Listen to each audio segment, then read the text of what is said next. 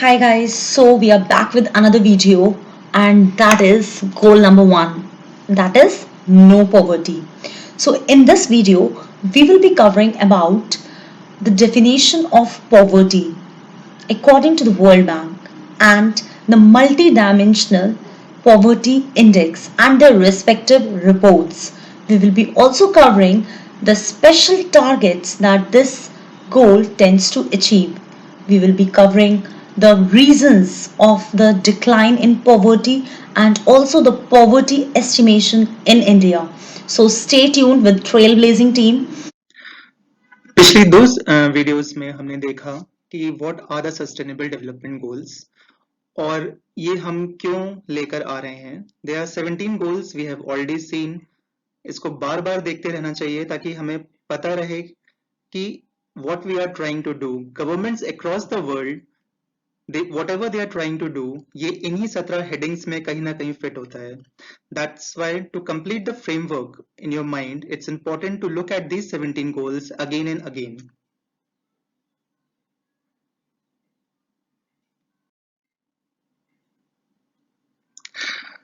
Within each goal, there are certain set of targets. So we are going to see today the 5 targets which are within goal number 1, which is no poverty. So target 1.1 is by 2030, eradicate extreme poverty for all people everywhere, currently measured as people living on less than $1.25 a day. इसका मतलब है कि हमें हर form में जहां भी extreme poverty है उसको हटाना है. जो इसमें डेफिनेशन दी है पॉवर्टी की वो है $1.25. However, the World Bank has now revised the definition of international poverty line और presently ये $1.9 पे है.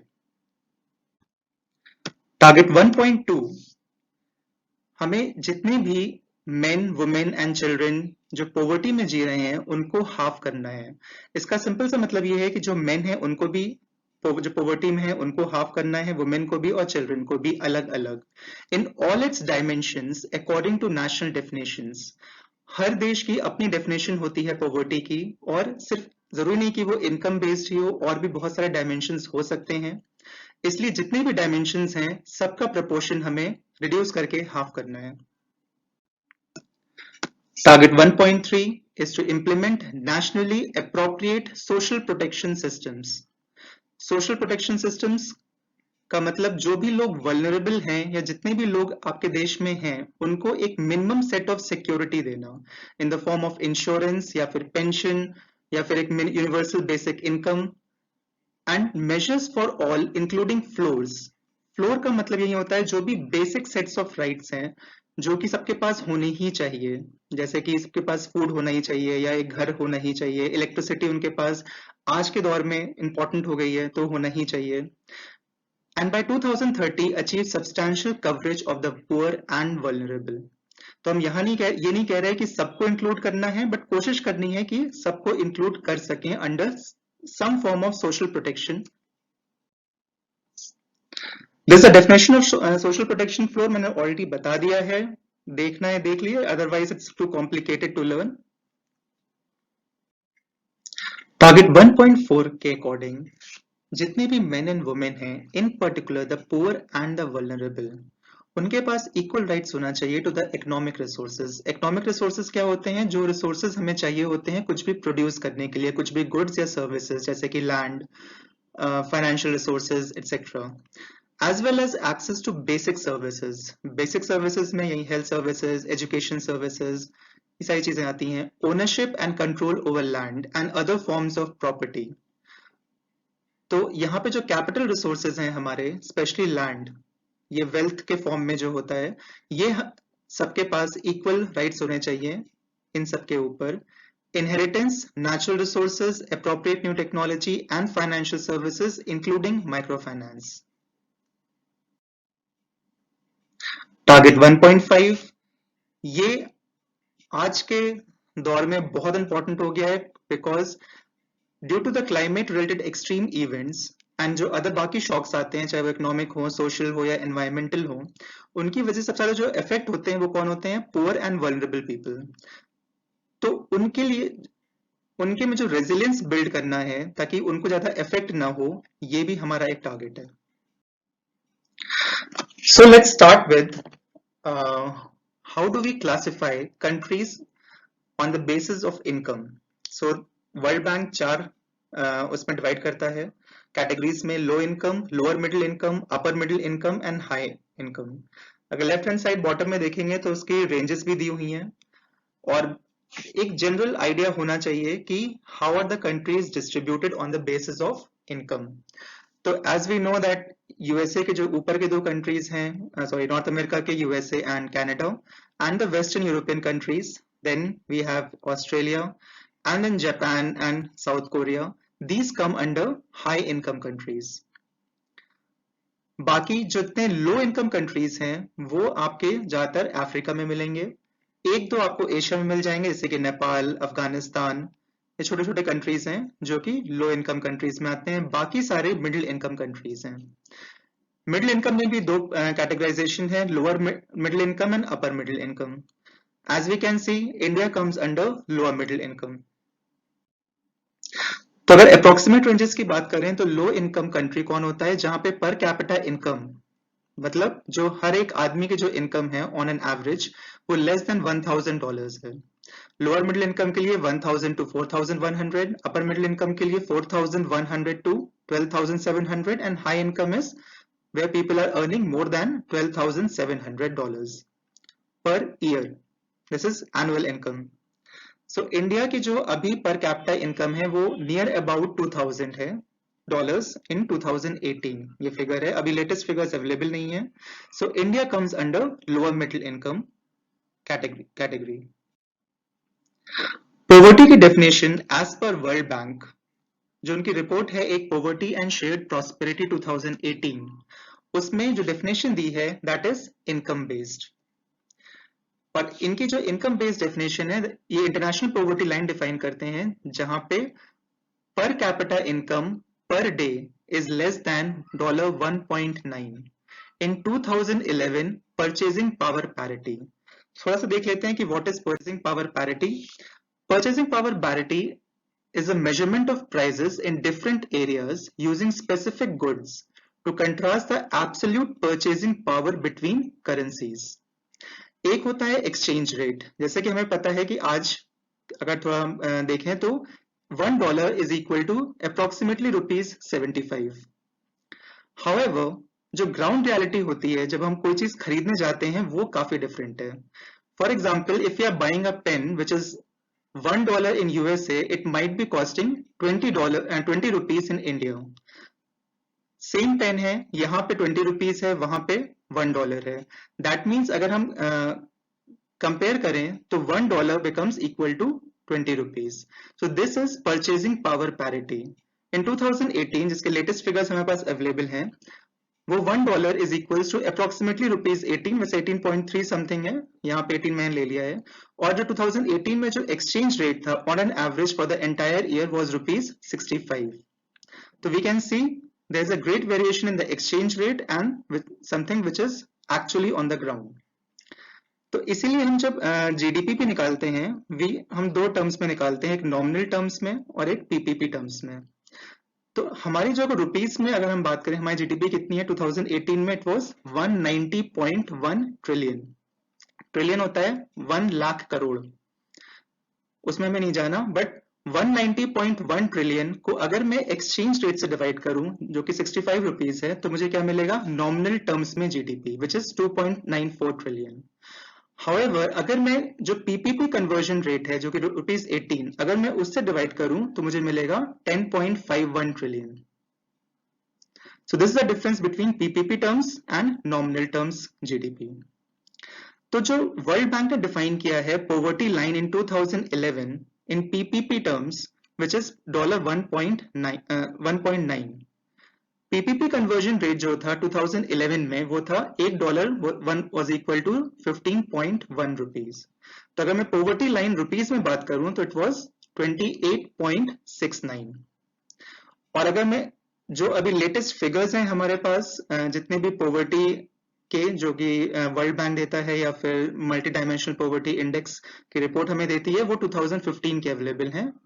तो अगर 2015 की बात करूं मैं, तो अगर इन्फ्लेशन को एडजस्ट करूं, which was around from 2011 to 2015 it was around 36.7%, तो अगर उसको मैं ऐड करूंगा तो we will get approximately ₹39। So 2015 में ये हमारा इंटरनेशनल पॉवर्टी लाइन होनी चाहिए इंडिया के टर्म्स में इन rupees. So coming back, so total poor in the world is approximately 10 crores of the world's population. तो हमारे यहाँ total approximately इस वक्त 750 करोड़ लोग हैं दुनिया में, तो उसका 10% approximately 75 करोड़ होगा। वर्ल्ड बैंक की जो रिपोर्ट है पॉवर्टी एंड शेड क्रॉस 2018, थोड़े पुराने फिगर्स होंगे, तो उसमें 74 करोड़ दिए हुए हैं। Poverty rate in India in 2015 was 13.4%. ये उतना ज्यादा नहीं है in percentage terms, but India की पॉपुलेशन बहुत ज्यादा है, विच इज अराउंड 130 करोड़। तो एब्सोल्यूट नंबर्स में जो निकल के आते हैं number of poor, extremely poor people in India, वो बहुत ज्यादा हैं, which is 17.5 crore. And this is the highest number of poor in the world. Second number पे नाइजीरिया है। इन साउथ एशिया रीजन की बात करूं तो हर 5 में से 4 गरीब आदमी इंडिया में ही पाया जाता है। This report further elaborates, to achieve the global poverty goal, progress in poverty reduction needs to continue in India. हम जो भी schemes चला रहे हैं, जो भी हम measures ले रहे हैं, we need to continue with it, otherwise we will lose the progress जो भी हमने की है इतने सालों में। और आज जो इंडिया की प्लेसमेंट है, हम जो सबसे गरीब देश, नंबर ऑफ टर्म्स अगर मैं एब्सोल्यूट नंबर से बात करूं, we have the largest number of poor people in the world. But अब कुछ प्रेडिक्शंस ऐसे हैं वर्ल्ड बैंक के ही कि most probably we have Nigeria has overtaken India in terms of number of poor. In 1990, more than 50 crore people in South Asia lived in extreme poverty. By 2015, ये drop होके 21.6 crore people पे आ गया, जो कि एक बहुत बड़ा ड्रॉप है। और इसमें सबसे बड़ा जो कंट्रीब्यूशन है इस ड्रॉप में साउथ एशिया में, वो इंडिया का ही है। A relatively large portion of extreme poor still live in South Asia. आज भी सबसे ज्यादा गरीब साउथ एशिया में ही है, बट फोरकास्ट देखे जाएं तो टोटल नंबर ऑफ पुअर जो है हमारे साउथ एशिया में, वो बहुत रैपिडली डिक्लाइन कर रहे हैं। इसका मतलब ये है कि जो पॉवर्टी रिडक्शन का हमारा टारगेट है, नो पॉवर्टी का सोशल डेवलपमेंट गोल्स में, वो मैक्सिमम कहां से आएगा?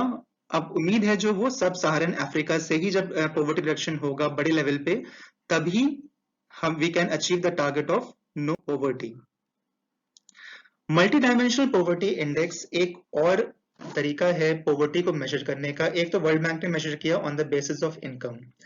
यहाँ ये कह रहे हैं कि सिर्फ इनकम के बेसिस पे ही हम डिफाइन नहीं कर सकते पॉवर्टी। देयर आर पीपल जो है, मतलब जो लोग हैं, गरीब लोग हैं, वो अलग अलग फॉर्म ऑफ डेप्रिविएशंस फेस करते हैं अपनी डेली लाइफ्स में। तो इसको कैप्चर करने के लिए एमपीआई लेकर आया गया by Oxford poverty and human development initiative and United Nation development programme in 2010। Basic philosophy इसकी यही है कि पॉवर्टी जो है यूनिट डायमेंशनल नहीं है, उसका एक डायमेंशन नहीं है, सिर्फ इनकम नहीं है, rather it is multi dimensional. So how it is multi dimensional? Multi dimensional poverty index captures 10 parameters. Basically 3 dimensions हैं उसके, health, education and living standard. तीनों को 1/3 वेटेज दिया गया है, और इसके अंदर 10 इंडिकेटर्स हैं। As we can see, in health it is nutrition and child mortality. In education it is years of schooling and school attendance, and living standard में 6 हैं: cooking fuel, sanitation, drinking water, electricity, housing, assets. Yes, the 6. अगर हमें देखना है कि exactly ये child mortality जो इतने इंडिकेटर्स हैं वो क्या सिग्निफाई कर रहे हैं, we can see here, not important from the exams point of view, but if you want to have a look you can pause और देख सकते हैं। इंपॉर्टेंट है हमारे लिए कि मल्टी डायमेंशनल पॉवर्टी इंडेक्स जो 2019 की रिपोर्ट है, उसके ऑब्जर्वेशंस क्या हैं इंडिया को लेके। इनके अकॉर्डिंग 2005-6 में 55% इंडियंस जो थे वो मल्टी डायमेंशनली पुअर थे। However, in 2015-16, अगले 10 साल में ये पॉवर्टी रेट गिर के हाफ हो गया, फ्रॉम 55 टू 28, तो अप्रोक्सीमेटली ये हाफ ही है। इंडिया का जो रिडक्शन रेट है पॉवर्टी का, मल्टी डायमेंशनल पॉवर्टी का, वो फास्टेस्ट है वर्ल्ड में। इन एब्सोल्यूट टर्म्स में बात करूं तो 64 करोड़ से 37 करोड़ हो गए, विच is a decline of around 270 million या फिर 27 करोड़। झारखंड इन इंडिया, इसने सबसे ज्यादा रेट ऑफ रिडक्शन दिखाया है, नॉट इन एब्सोल्यूट टर्म्स क्योंकि झारखंड छोटा है तो वहां पे पॉपुलेशन कम है, बट जो रेट ऑफ रिडक्शन है वो बहुत ज्यादा है। वहां पे पहले 74.9% लोग गरीब थे 2005-6, जो कि घट गया 46.5% हो गए in 2015-16। India demonstrates the clearest pro-poor pattern at the sub-national level। इसका मतलब ये है कि जो भी हमारा पॉवर्टी रिडक्शन हो रहा है वो प्रो पुअर पैटर्न शो कर रहा है, मतलब जो ज्यादा पुअर रीजन्स हैं वो ज्यादा तेजी से उन्होंने पॉवर्टी रिडक्शन किया है। That means no one is living behind. The decrease in poverty headcount has been driven mostly by an improvement in living standards। तो हमने देखा कि तीन चीजें थी, हेल्थ, न्यूट्रिशन और लिविंग स्टैंडर्ड्स। तो हमारा जो रिडक्शन हुआ है वो mainly because of improvement in living standards. आज हमारे पास अच्छे कुकिंग फ्यूल दे दिए गए हैं गांव में, सैनिटेशन फैसिलिटीज, स्वच्छ भारत अभियान सबको पता है चल रहा है, और हाउस होल्ड एसेट्स, एक तरीके से जो हाउसिंग फॉर ऑल हमारा प्रोग्राम है, और भी डिफरेंट डिफरेंट प्रोग्राम्स चल रहे हैं। तो सबसे ज्यादा जो हमने इंप्रूवमेंट शो किया है वो है लिविंग स्टैंडर्ड्स में। Poverty reduction in rural areas outpaced that in urban areas। तो रूरल एरियाज में ही ज्यादा गरीब थे तो वहीं पे ज्यादा इंप्रूवमेंट भी देखा गया है, which demonstrates pro poor development। Child poverty जो है वो बहुत तेजी से घटी है compare to adult poverty, again a very good sign. And finally MPI कहता है कि India is not leaving its poor behind, which is a positive conclusion as far as India is considered. तो जो 2019 की जो रिपोर्ट है उसके according अगर हम देखें 2015-16 में जो पॉवर्टी का डिस्ट्रीब्यूशन, नॉट एग्जैक्टली डिस्ट्रीब्यूशन, कि किस स्टेट में कितने पुअर हैं, तो जैसे देखें तो यूपी और मध्य प्रदेश बहुत लार्ज, और बिहार भी काफी बड़े वो हैं स्टेट्स हैं। तो यहाँ पे 40.4% जो पॉपुलेशन, उसकी total population of UP is poor. MP में 40.6, बिहार 50.2। आई थिंक बिहार में ही मैक्सिमम है एज वी कैन सी, और झारखंड फिर सेकंड नंबर पे आ रहा है, जिसने शो तो इम्प्रूवमेंट तो बहुत ज्यादा किया है, बट अभी भी वहां जो परसेंटेज ऑफ पुअर हैं वो भी काफी ज्यादा है। जितने भी हमारे ग्रीन जोन्स दिख रहे हैं they have done relatively well, and वहां पे जो पॉवर्टी रेट है वो 20% से कम है।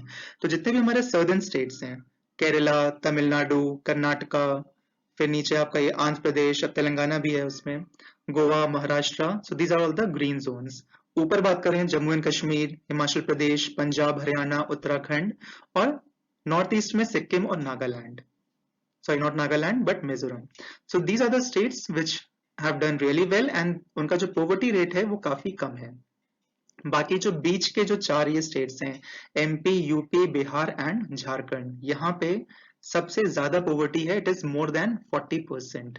बाकी कंट्रीज जो है, बाकी जो स्टेट्स हैं दे आर वो relatively they are in the middle, somewhere between 20 to 40। Poverty estimates in India की बात करें तो जो इंडिया का जो ऑफिशियल पॉवर्टी एस्टिमेट है वो 2011-12 के बाद अवेलेबल ही नहीं है।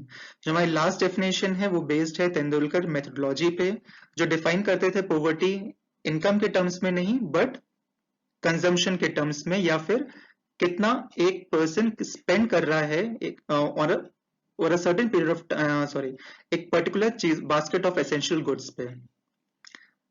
तो कंजम्पशन पैटर्न के अकॉर्डिंग हमने डिफाइन किया था कि भाई आप कितना खाना खरीद रहे हो, कितना आप साबुन तेल चीजें खरीद रहे हो, इसके बेसिस पे we define the poverty rate.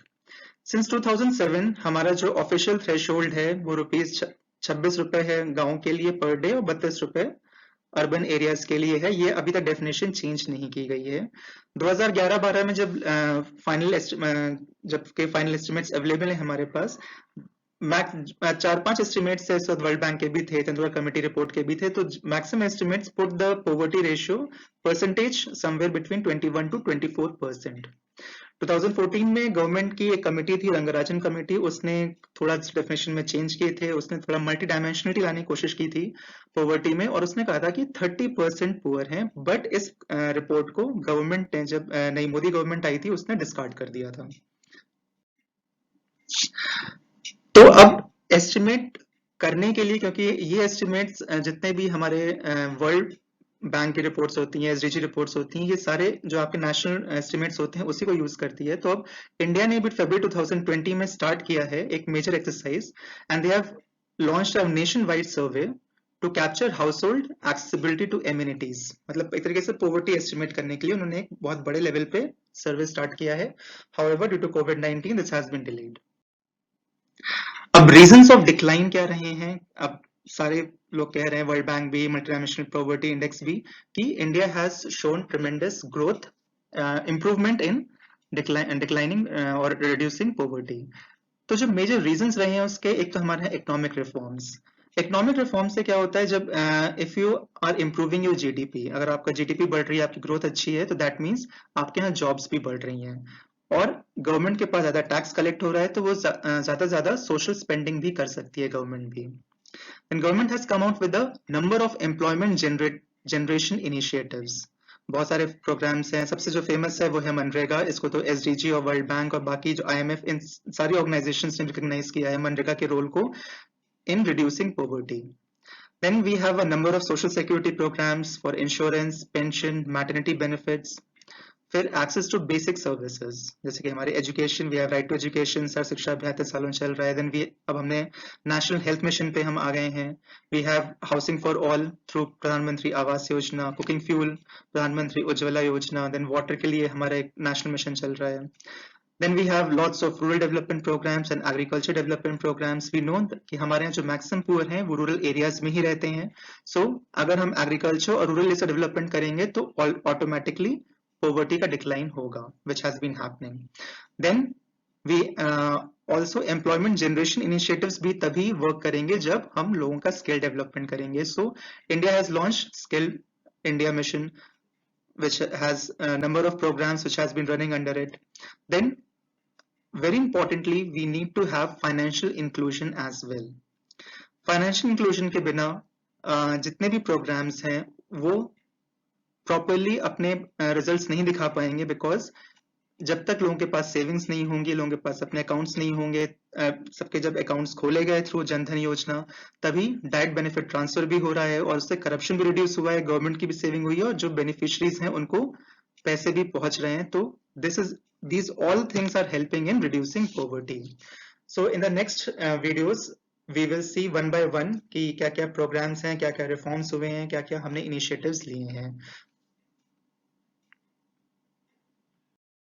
In the next video, we will be covering the recent economic reforms in the reduction of poverty. So guys, stay tuned with us, the Trailblazing team. Please do not forget to like, subscribe and share the Trailblazing. Thank you so much.